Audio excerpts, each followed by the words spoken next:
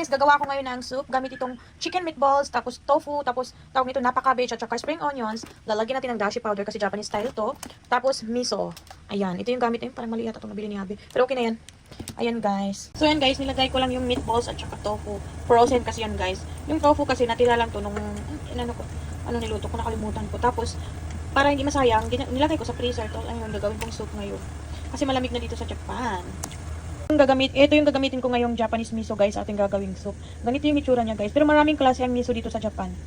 Pampasarap ng ating soup. Tapos maglalagay ako ng dashi powder guys. Ito talaga yung pampasarap guys. Or bonito powder. Ayan. Tapos hayaan lang muna natin to guys. Kasi frozen yung meatballs natin at saka tofu. Hayaan lang natin muna lumabas yung lasa niya. Bago natin ilagay yung gulay at saka yung miso paste. Nilagay ako ng konting grated ginger guys. Chicken kasi yung meatballs natin. Kaya bagay lang na may ginger. Mas gusto ko kasi may ginger. Kukuha tayo ng konting miso tapos ilagay natin doon sa niluluto nating soup. Tapos tutunawin lang natin to guys. Pwede i-diretso mo lang lagay. Matunaw din naman yan. Naglagay lang ang konti tapos mamaya dagdagan ko pag nalagay ko na yung gulay.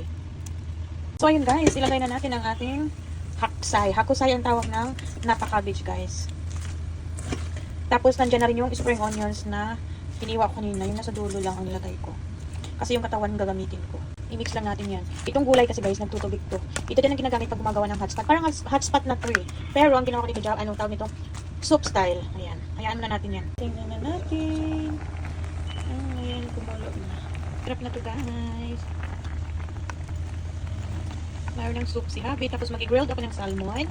Tapos sa akin ginataang tawag nito, puso ng saging. Si Habi nang bahala sa iba niyang gustong kainin. Ang sarap ng soup na wala yung gulay nasa ilalim. Pero gusto ko yung gulay dito guys. Kaysa mga meatballs na chicken meatballs, tofu mga ganun.